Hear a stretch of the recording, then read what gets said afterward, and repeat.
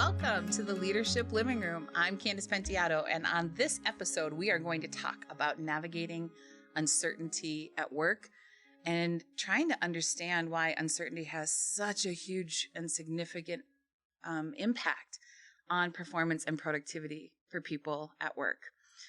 2020 has provided a boatload of uncertainty for us as people and as employees. Everything from how we work, virtually and at home with our kids around our feet, or what we're working on as our businesses have evolved their products, their services, their business models in order to keep relevant and viable during this time. And, that all of that change is just inside the workplace, but outside of the workplace, plenty of uncertainty is available to you as well.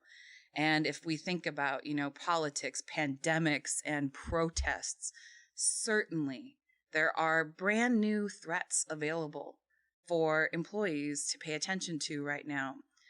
And to expect that your people would not be impacted by all of this uncertainty, where all of a sudden a cough and a doorknob or toilet paper become sources of threat that were never even something to tune into before, is really fascinating for us to think about as employers. It's important for us to think about it as employers because that noise, it would be unreasonable and unfair for it to not affect people's performance at work.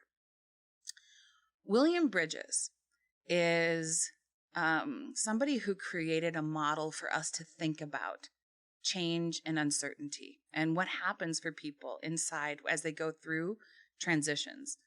And he writes about the phase of letting go, this moment of loss that we have to go through as people, where we really are going to suffer with a lack of how it used to be, a loss of how it used to be. And it's normal to feel sad and anger at a time like that. But after the letting go process, there's this journey he calls the wilderness, where people might tend to feel really lost and be seeking answers that aren't available to them. And in that stage, that is where engagement and productivity takes a hit. When there is a lack of certainty, which your brain craves, your brain wants to know for sure how things are, and it notices the breaking of patterns and habits. A lot of us are lost in the wilderness right now. I myself have felt lost in the wilderness in 2020. On the other side of the wilderness is a new beginning and a new way, a new normal, and that tends to be when engagement picks back up. We believe that there is an opportunity for leaders to help their employees through the emotional stages of this transition in a much better way. And that's really what this conversation is intended for us to think about. When we tell people to be more resilient at work, it's not code for, hey, why not just ignore your feelings and gut it out? In fact, it's more important for us to tune into the emotional impact of transitions on human performance.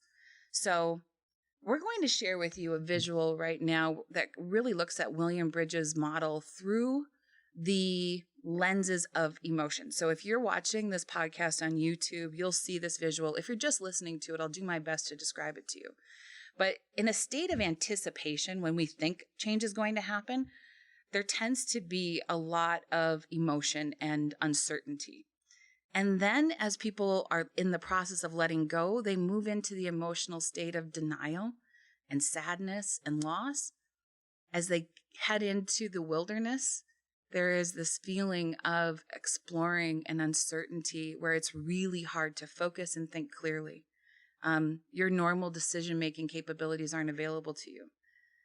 But eventually we can get into this phase of, believing that there is going to be a better way. And we start to embrace with curiosity what's possible in a time like this. Productivity curves back up at the moment when we start to look at an opportunity as presenting, or like a transition as being an opportunity versus a threat. You as a leader can help people either skip that dip or zip through that dip and not suffer so much productivity loss by doing a few things.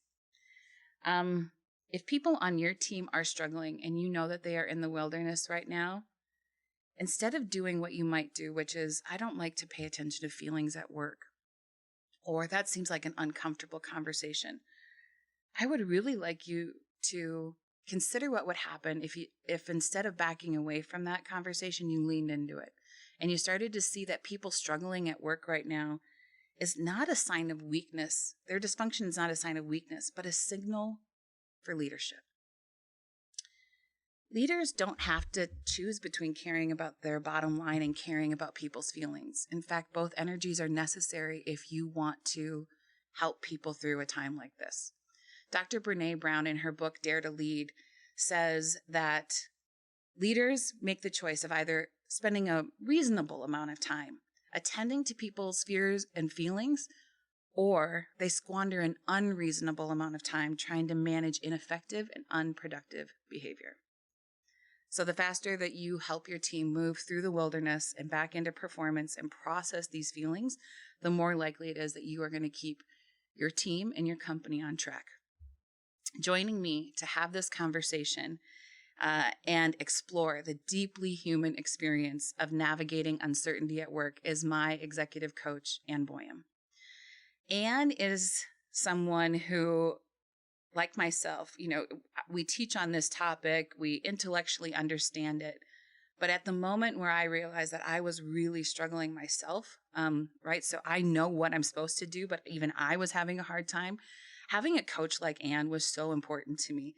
And so I am thrilled that she said yes and is willing to come on and help me share with you advice that she shared with me that was so helpful in this uncertain time, and that we together can help you reflect and navigate through this uncertainty and just understand why it is so damn difficult for our brains at a time like this, and to normalize the struggle we may be feeling at work.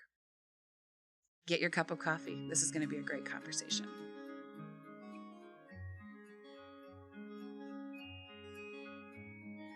All right, let's dive in. I am so excited to introduce Ann to everyone who's listening. Ann Boyum, I could go on and on about your credentials and credibility right now, right? I mean, you were part of the executive coaching team at Target. You own your own coaching practice and have coached leaders all over the world. You have more certifications than I think we have time to list. You are a lifelong learner and deep professional in executive coaching. And in fact, I think maybe a compliment to you would be that when it came time to find an executive coach for myself, that I asked around to people who I thought were really good executive coaches. And the question was, who do you think could handle coaching me? And I say that not because I'm incredibly difficult maybe, but because I think it's like a builder asking a builder to build their house, right? It's just like a process of letting go and trusting the expertise of someone else. And then, I can't tell you how many people pointed me to you, and they were right. I mean, beyond just the capability that you bring to the role, the chemistry and the friendship that emerged so quickly between you and I was palpable and so important. You've been such a gift to me as a person. And when we decided to create this podcast, and I knew that this was a topic that we were going to help leaders with today, you are just the first phone call for a conversation like this. Anyone who sends you an email when you are out of office today receives, and I would say unusual best practice in terms of out of office replies. You always customize it to share what you're actually doing, or you offer something, some inspiration, some quote, some insights that would help people. And today's out of office says, I'm recording a podcast today with Candace at the People Side. And then it says, they can go to your website, annboyum.com, and you describe yourself as someone who supports leaders and people by coaching through emotional pains and immense change so that they can regain clarity, energy, and direction, and can contribute to the solution and improve the lives around them. This is Like, what that we're gives here me, to like, the shivers. I get do. excited about that. This is what we're here to do. Yeah. Well, that's what we're all doing. That's why I love the builder with finding a builder, right? Yeah. No wonder we totally hit it off. Exactly. And, Exactly. did some big work together.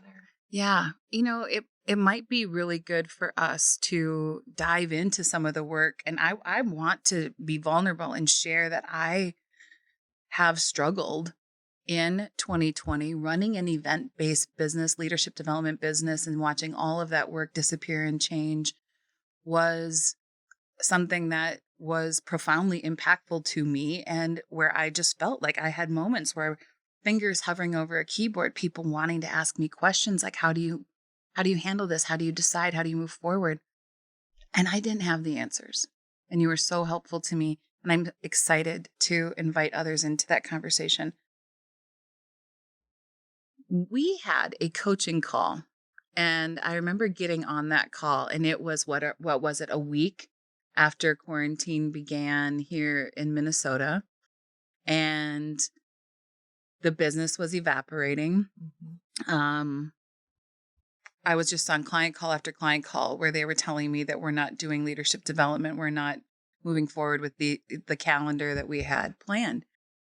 And I got on the call and I remember thinking, I'm not sure what I'm going to talk to Ann about today. I'm in a really low place. And I was journaling a lot during that time.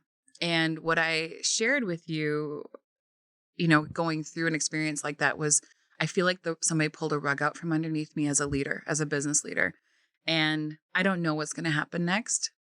And I'm feeling loss, and I'm feeling overwhelm, and I'm feeling shock, and in some cases embarrassment and shame. Like, how did I not ever anticipate something like this, which is kind of crazy to maybe guilt yourself into believing that you should have seen a pandemic coming in 2020, but you do. You take responsibility for your team and your employees and your business, and you are feeling, I guess, responsible for some of it in a way that's very personal. And what you ask me to do is to consider coming to terms or viewing uncertainty as a bit of a misnomer or a lie.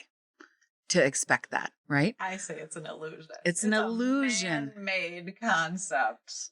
And there was something so powerful about that conversation, and just me realizing that how I was framing the situation was contributing to the problem. And I read the book When Things Fall Apart by Pema Chodron. And during the pandemic, the line that stood out for me was allowing ourselves to look honestly and without aggression at our own minds and drop our ideals of how we think we ought to be or how we should be handling this, and just all of the internal beratement of like, why am I not doing this perfectly?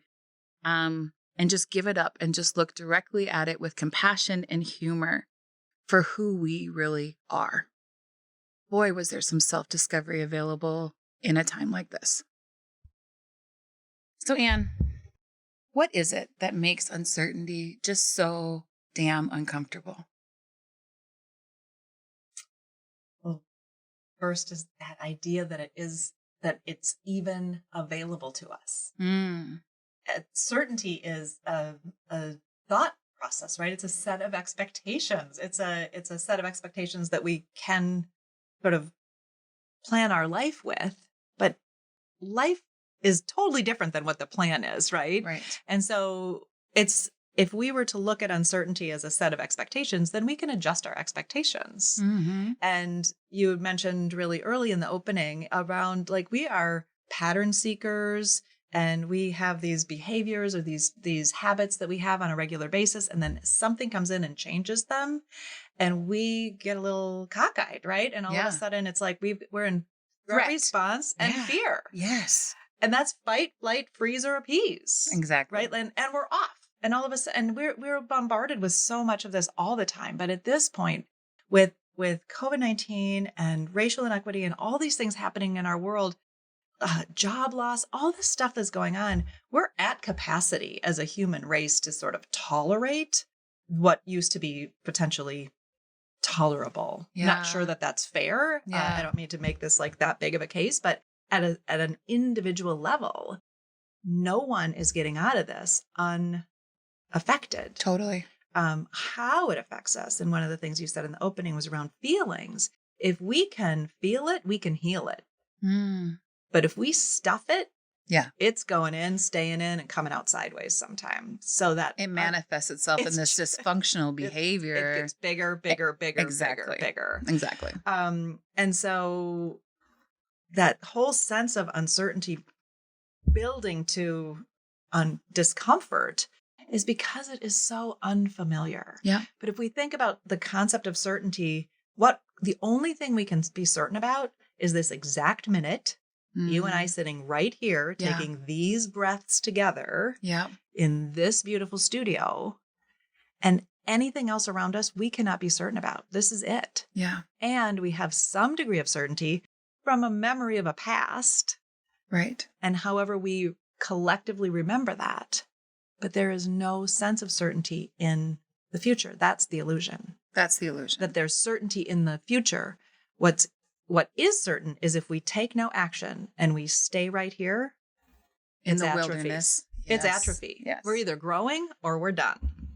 And so this is a really important topic from noticing when we're hunkering down and hoping for certainty that we are literally closing ourselves off versus opening ourselves up to possibilities. So I know we've got tons of questions and time to unpack all that. Let's unpack I'll leave us there for now. Yeah. I think that invitation, though, to just not expect things to be concrete or settled. Yeah. And recognizing that if I am doing that, if I do desire concrete and settled, I'm actually antagonizing and causing my own stress. Absolutely. And that if I could just be present in what is, that I would not be having that. I could alleviate my own suffering. Right. In some ways, if I could shift my mindset. So let's just dig into that mindset piece that, we have this framework that I want to share, but you have talked to so many leaders like me who are struggling right now. What are some of the themes that you're hearing and some of the things that you're sharing with them that help? Yeah. Yeah. Well, talk about normalize and neutralize. So everything that you brought forward in our coaching sessions that you shared already, I'm hearing that again and again and again from all lives, all leaders, all different sort of levels of leadership and people not even in a business context. Yeah. So we are all having a human experience and this is as all of us are evolving, we're looking for what are other ways to do what I've always done, because what I've always done isn't working anymore. Yeah. Right. Isn't that like the definition of insanity? Keep doing the same thing and expecting different results. Right. And so that is the number one thing, is that we're all having a human experience. Yep. The number two aspect of the theme is that people, when they are incongruent, when their expectations and their reality don't line up, then the way that they want it to line up is someone else needs to go somewhere, do something, be something other than what they're doing for this person to be happy. Right. And so when I hear that with clients, I'm like, oh, wait a minute. Right. And it might be something like, well, if only she did this, or my wife did this, or if only my boss did this, or my kids are driving me crazy. All of those things are outside of our control. Yeah. So control is one of those aspects of certainty and uncertainty. We want to control not what we have going on, but someone else. Yes. And that's a big, I want to change. I really someday want to create a t-shirt. Maybe you'll do this just because I'm putting this on the air.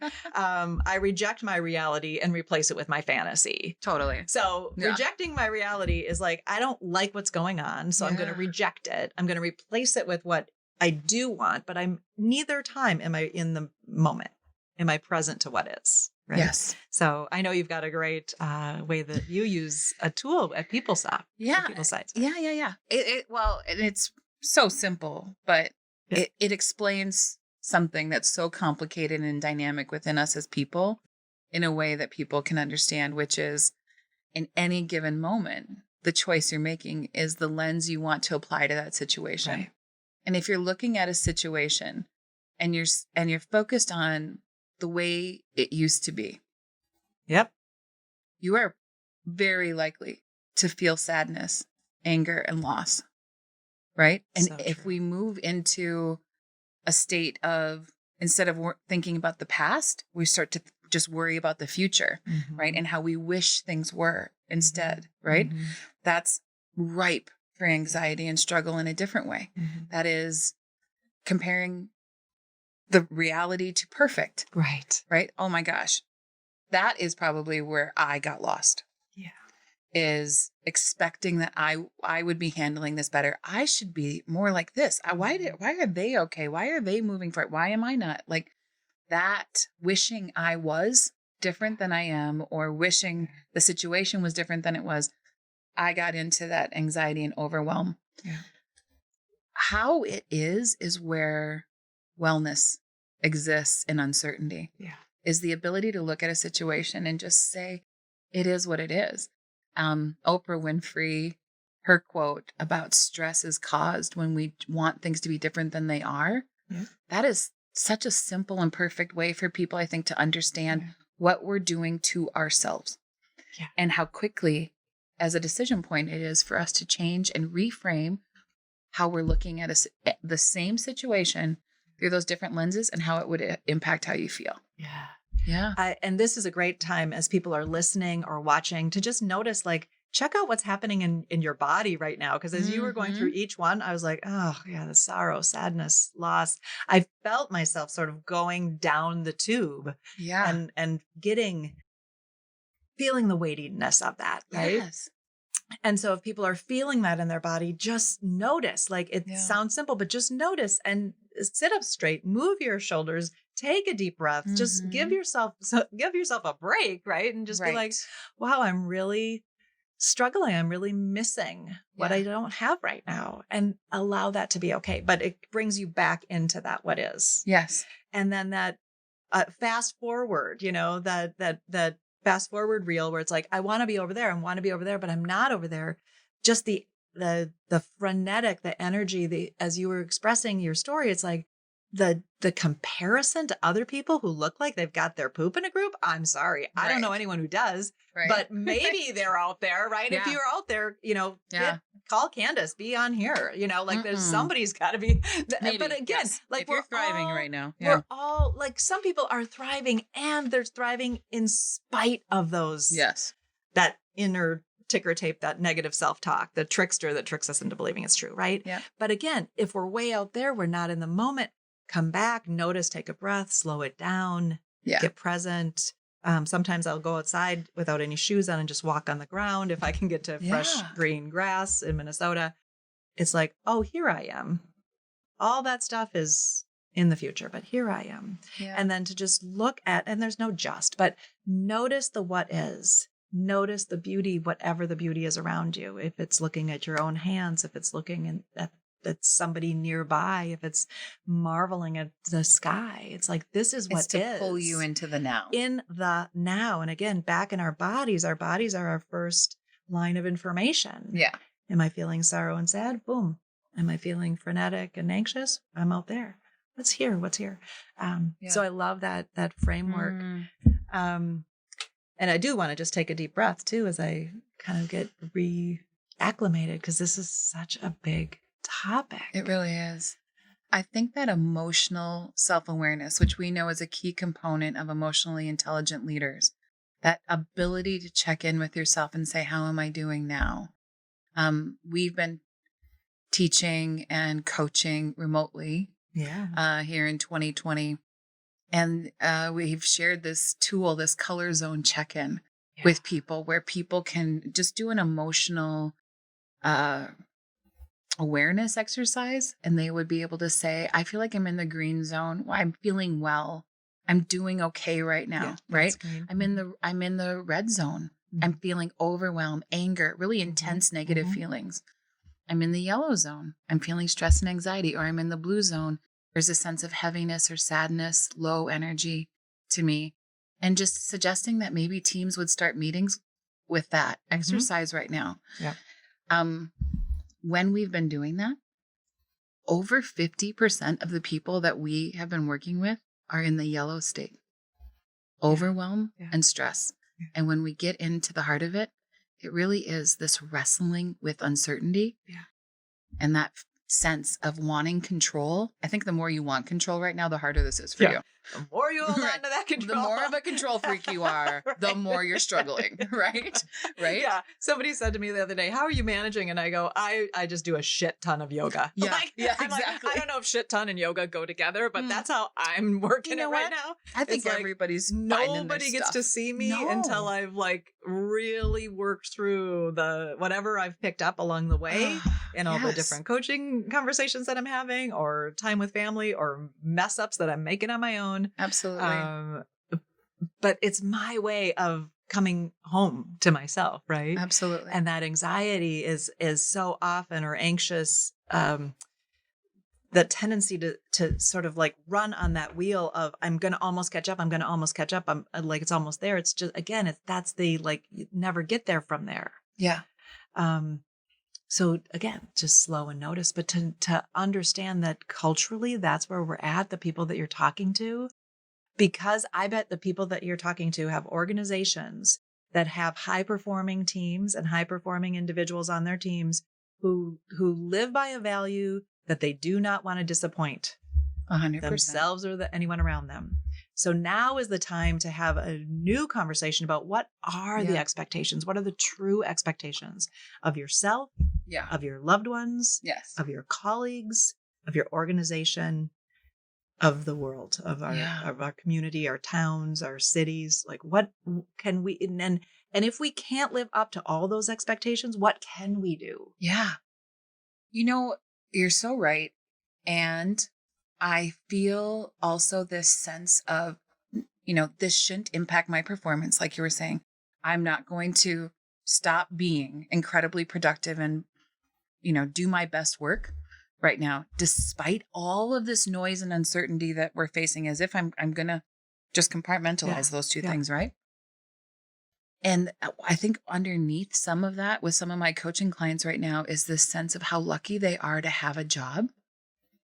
And how wrong it would be to recognize their own struggle when some people aren't working or when they just furloughed part of their organization, and that it just creates this, I mean, it's a fear-driven, you know, response, right? Where they're like operating out of this lack of employment that they're so afraid of. They're motivated to not lose their jobs. And that's a whole other impact on performance, right? When we're navigating through the wilderness with the destination being, I just want to keep my job. Without recognizing that because I'm not sharing my struggle. And have you seen people turn to coping mechanisms that are less destructive than healthy right now? Yeah. What are you seeing? A lot of alcohol. Yeah. Like a nightly multiple glasses of something, self-soothing, food, TV, binging on whatever programming, binging on whatever is going on in the world, like never turning off any media, social or mainstream media. It's like the head's activating somehow, but the body isn't with it. Yeah. It's the stuffing. It's we're numbing, we're stuffing, or we're saying we're doing something, but we're not doing anything. Yeah. Sleeping medications. Right. We're seeing people really soothing themselves and struggling. Yeah. We're also seeing, because I'm a yogi and a meditator, we're also seeing a huge increase on meditation apps and yoga on Instagram and YouTube. Everyone that's sort of I don't know what I want to call them, but like more of a progressive thinker, like the Eckhart Tolle, the Brené Browns, the Pema Chodron we talked about, like their stuff is just flying off the wall, along with so many other great historical pieces of information and things that we can. I just finished reading Stamped from the beginning, but I read the young audience version by Jeremy. I think it just got his last name Roberts wrong, but so good, right? Yeah. Like I was like, I'm going to go with young audiences just because I feel like that would be a bit more of my jam. I know 55 young audience, it goes, doesn't compute, but that's who I am. Yes. But there's one, we have capacity because we're not moving from building to building to building or site to site to site. But at the same time, we're also creating a bit of a numbing. So if we don't stop and be conscious of our choices, like one of the things that I've started to support people to do is what's your distinction between going from work and going home? We've often had some sort of a commute or some sort of a ritual. So even if it's like the work is over, before you go straight to the kitchen, what activities or what transition would you design and be deliberate, ritualize something different? Yeah. I've had clients who've said, I get in my car every morning and I drive for 20 minutes. So I listen to my podcast or whatever I listen to. Yeah. And then I go into my house and I go to work. They just drive. Like, why drive not? Around. Right? Drive around. If that's where you do your thinking, or that's where you get your news, or that's how you start your day. Yes. What stops you? Absolutely. Same thing. A lot of families are out walking after dinner or doing things like these Zoom family gathering kind of stuff. So there are some positive aspects to it. So again, if we go to energy, like if people are feeling sad and wanting to go to self-soothing, then check out some of the things that are equally self-soothing that don't have the negative connotation, or you don't have to wake up in the morning and beat yourself up for that behavior or suffer even more because like of you that. pick it Yes. all that. So all that. So I do think there's a bit of there is a balance out there. The people that we're talking to likely go to the quicker self-soothing food, alcohol, that kind of stuff first. And I think burn it out. And then they're like, okay, now I'm ready. Now I know how to take care of myself. Could you do some breath exercises with me? Could you do some grounding exercise with me? I'm like, certainly. Here I am. Here I am. So when I work with teams and when I work with leaders, I do always start with some breath work and some grounding exercise just to, it's not heavy lifting. It's not hokey. It's just like, here we are. It's pulling you into that present state again. Yeah. Before all of this, and I'm thinking about the fact that what if someone stumbles on this podcast 10 years from now, as if 2020 was the only time right for certainty? No. Or if we had recorded this podcast in 1998 or 2010, uncertainty is something that has always been available to us, inside and outside of the workplace. Really intense availability right now. Yeah. But you were doing this work long before a pandemic started. Yeah. This is something human beings struggle with and will continue to struggle with because of how fast the world is changing. Change is the ever-present constant in our lives. And some of the techniques that you offer to leaders are really COVID independent strategies, right? Yeah. Completely. So let's just talk about, if I am someone who's struggling with the uncertainty of it all, what is the best advice that you're giving to leaders at a time like this? Like, how do they get started in recovering from their control tendencies and that desire to know? Yeah. I know we've got some really good tools to share in that question, but as I hear it right now in this moment, the first and foremost thing is awareness, noticing that they want something other than what is. Yeah. Right. So just notice that, because that's step one, right? That's like, gosh, if I didn't know what I didn't know, and then here it is, I want something else. Yeah. So that I'm always bringing people back to like self first, agency of self first, before we even go to take care of others in the family or as a leader of people. It's like, how are you taking care of yourself? Yeah. So start with themselves, understand where they are on that spectrum of change, and then understanding what actions they want to take to support themselves. Yes. So that when they've got their house in order, now they can be in support of other people. Yeah. Really but don't important. wait so long that it's so perfect that everyone else isn't, go out imperfect, right? All figured out. It only took 2 years. Now I'll help others. Right. Yes. No, we don't have that much time. No. But yeah. So the self-awareness, the other thing that comes up for me is really being really curious about, like you said, that color check-in, how to find out what is the vibe, what's the pulse of the organization or the people in the family or the people that are around you, if you're physically together or virtually together, and really paying attention and tuning into what's it like for them. That empathy piece. And that empathy, exactly. And I've been really studying. One of the things that why I have all those certifications is I sort of go down this rabbit hole of like, whoom, I'm off. So empathy and compassion and what I will never, ever fully understand another human being. I can only understand myself, and hardly that some days. Like really, we're that complex, right? Yeah. But to start with, that something's going on over there. I wonder what it is. I wonder what it is they could need. Yeah. One of the things that I really try to not necessarily advise, but support leaders on is reduce the what do you need from me or what can I do to help? That whole me and I thing is really good until you don't have the capacity, the capability, or even the energy to do that work. So I just change it to and refine it for them to say, just ask people, what do you need or what would be helpful? Yeah. And drop the from me. Yes. Because then they don't have to be concerned that they will be set up to fail. Yeah. And that other person doesn't have to do that like, oh, nothing. Yeah. Because they don't want to put something on someone who's already. Or suggest that they can outsource their problem to you. Right. Yeah. So this way, what do you need or what would be helpful are really great questions. Yeah.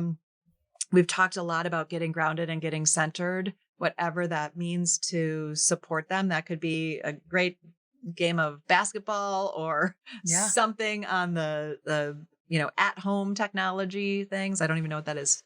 PlayStation, video games. Okay. Yeah. I was like I'm guessing what you're doing. Yes, I don't with your hands. Yeah. Whatever that is.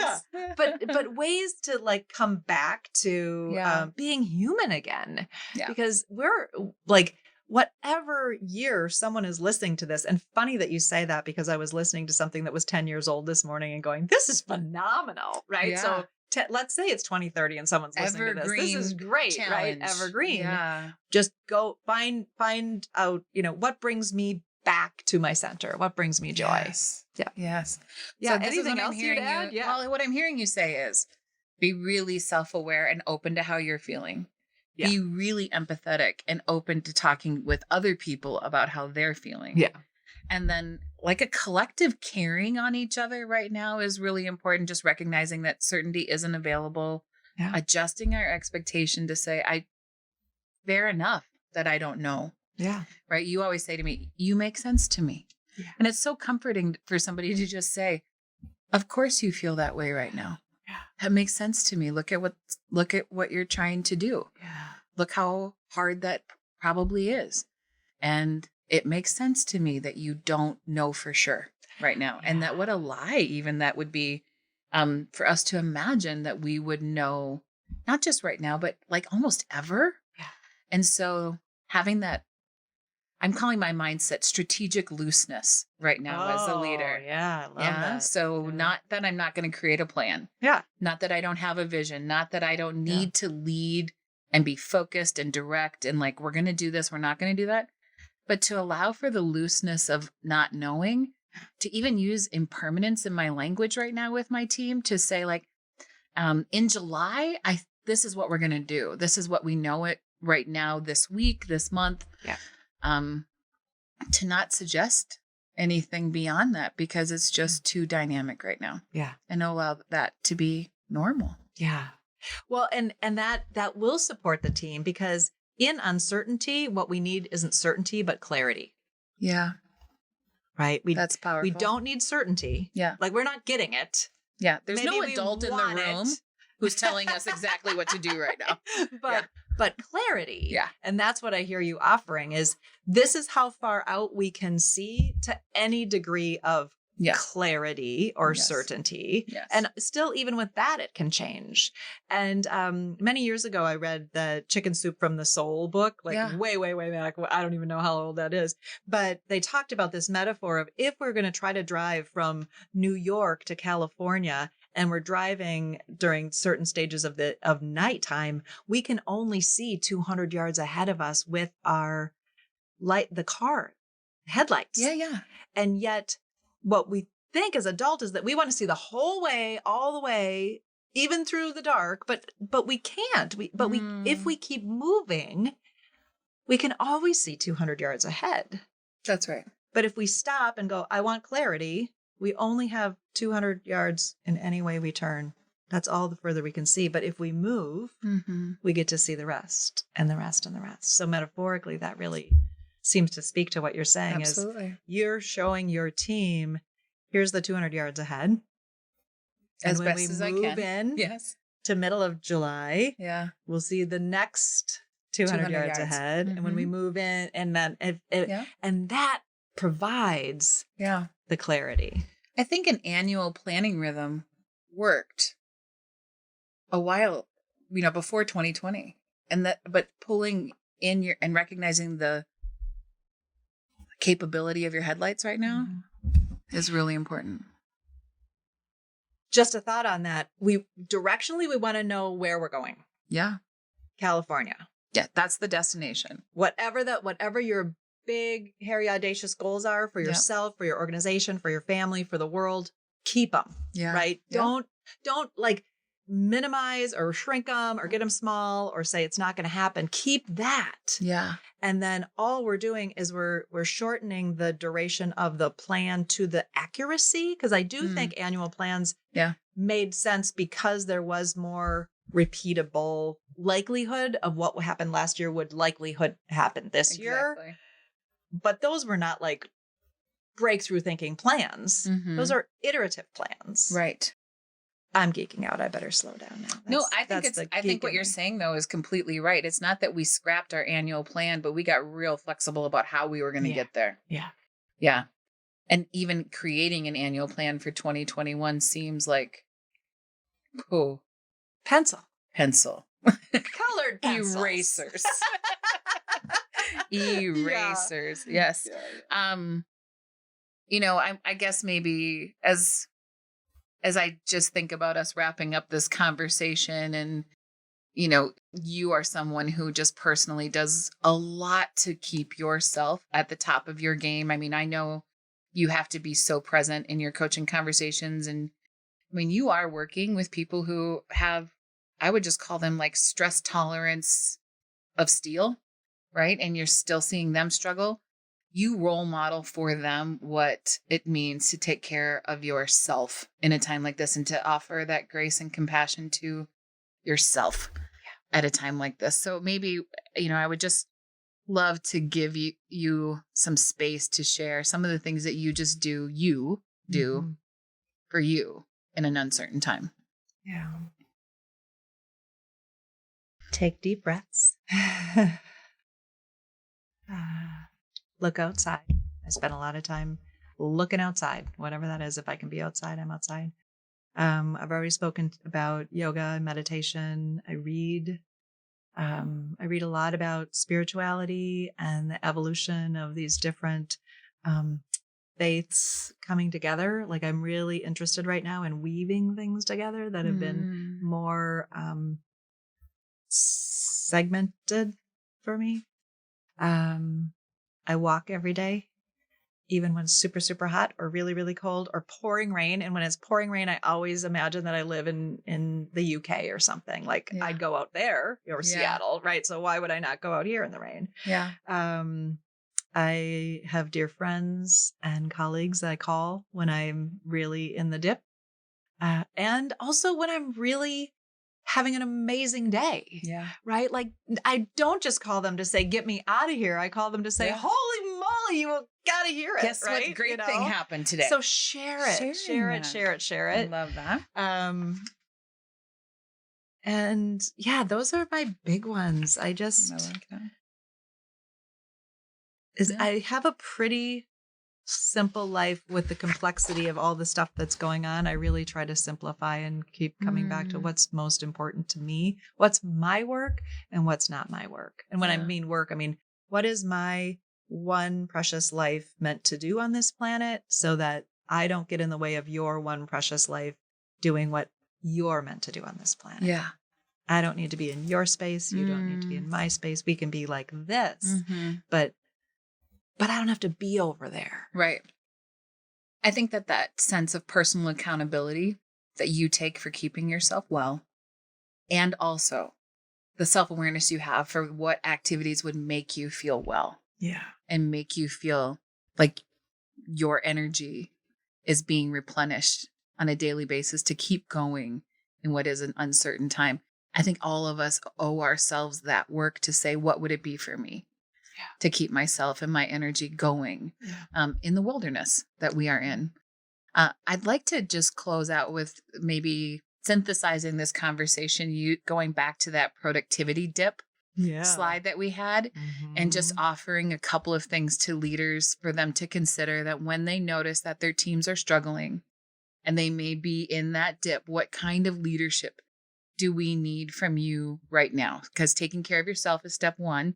Being open to the needs of others is, step two. So if you are, I'm going to put a visual up on the screen here and really kind of do a little bit of mapping to what kind of leadership we need at each stage of this transitions model. So if your team is in this state of anticipation where they're craving reassurance and information, your role as a leader is to communicate as clearly as possible, as much as you can, to remove ambiguity and a sense of anxiety that may be in the system.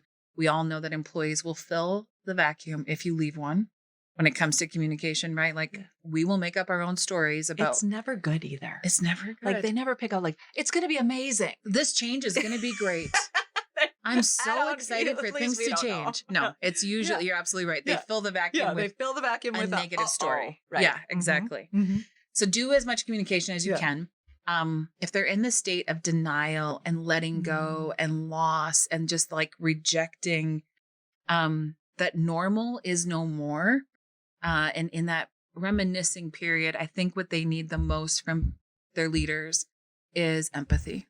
For sure. Ask an open-ended question. How are you doing really? Yeah. What are things like for you at home right now? Yeah. Invite and support with questions, not advice, questions and listening. Yeah.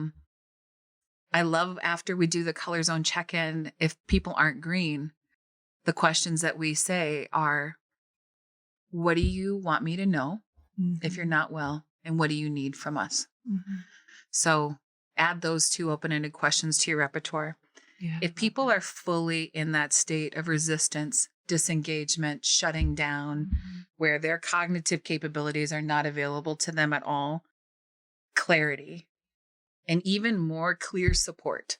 Like, today, I need you to get this done.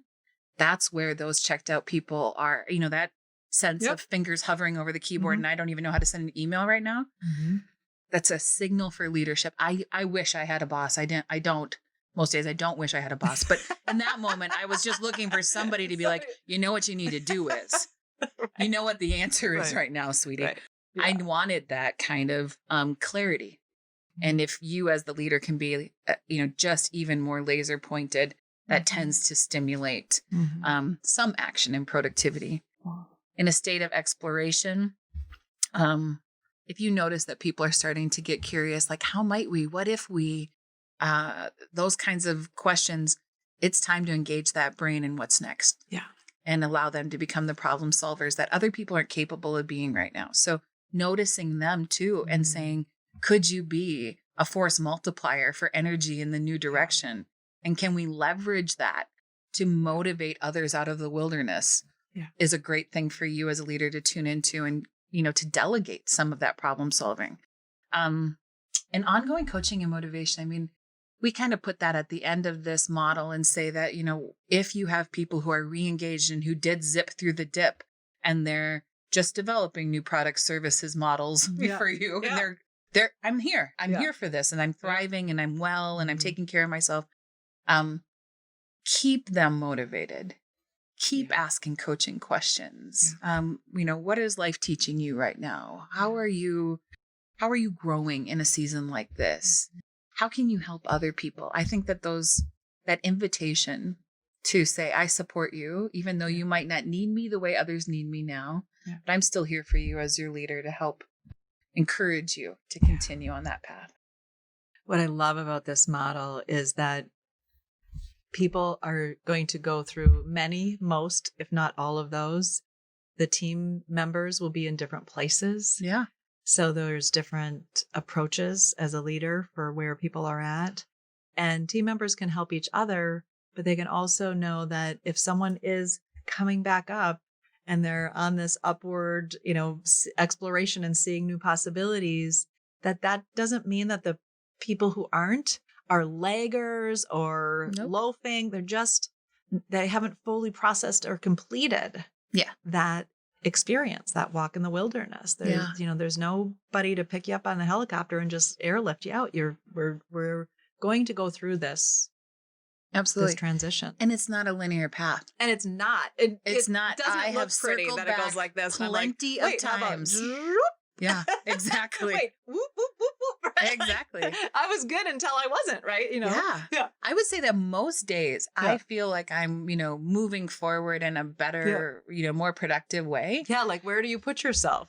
I think I'm in my exploration phase, clearly, right? Like we're starting to create podcasts and reach and teach leaders in a different way instead of being like, well, our whole business disappeared. Wah, wah, we're saying, well, how might we still do the work that we were called to do and just use new channels and new approaches to do that work? So I think I'm in that exploration stage. I don't know that I'm fully clear on where the future is headed, nor am I putting so much pressure on myself to be clear about what that will look like. But this is a grand experiment that you are a part of right now on this podcast. I will tell you that. Yeah.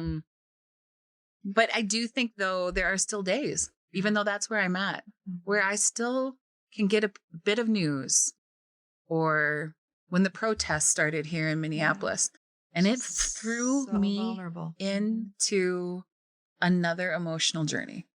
And so I don't think this work is ever done. I don't think I'm ever going to master this one. But to know that the struggle is real, and it's normal, and it's a deeply human experience that we're all collectively going through right now, there's something super comforting about that. Yeah. Yeah. It may not be mastery, but it sounds masterful. Yeah. It sounds like grace that you give yourself, and I give myself, like, ooh, I slipped in it. Oh, I blew it. Oh, that went well. What did I do? Yeah. Let's do more of that. I have different, based on what I'm paying attention to, I'd be at different places on that. If it's about work, I might be one place. If it's about my relationship with my sister, I'm in another place. If it's about starting something new, I'd be like, meh. Yeah. Yes. Right. The reason I'm here is because it's already handled, right? Yes. Like, I'm not starting my own. This is your platform, and I'm grateful to be here. Thank you. I'm so glad you were here. We want to end this conversation with an invitation to have a conversation about this with the team back at work. So we are actually rolling out a new way of helping people through this time. They're called team talks. And in these conversations, a team leader would initiate that conversation with their employees. Yeah. And there's a warm-up exercise that gets people talking about this or learning about it. It's not talking. It's getting ready to talk and share. I don't know about you, but like if you just put me on the spot and hold a microphone in a team meeting and they're like, what do you think about this, Candace? I sometimes go, well, I haven't had enough time to think about that to really answer your question. So the warm-up exercise is an opportunity for people to really step back and say, let me reflect on this. Yeah. We're giving them some things to read and learn in that exercise. And then the invitation to come to a meeting and actually have that dialogue with their team. And so the team talk around navigating uncertainty at work helps a group of people have the conversation you and I just had. Yeah. Really to do that check-in of how am I feeling, to understand with empathy how the other people on my team are feeling, and then for us to support each other and agree on how we might improve each other's performance and productivity, despite all of the uncertainty that we're swimming in. Yeah. Yeah. Yeah. Well, and we don't do life alone, even if we think we're doing life alone. So to have a structure and to have something that's created for a team or a different group of people that might not call themselves a team, but they're coexisting to something like, amazing. I love it. I think it's funny when I shared it with you, you were like, this is the easy bake oven of leadership development right now. Like this is just plug and play, super easy. It's meant to be. Egg and milk. That's all it needs, right? You just need to have the technical platform to talk to people, and it could be in person or WebEx, Zoom or whatever Microsoft meetings, whatever is. Yeah. And you carve out the time. Yeah. Those are the only two ingredients they need. Everything else you've taken care of. And a willingness to get real. Yeah.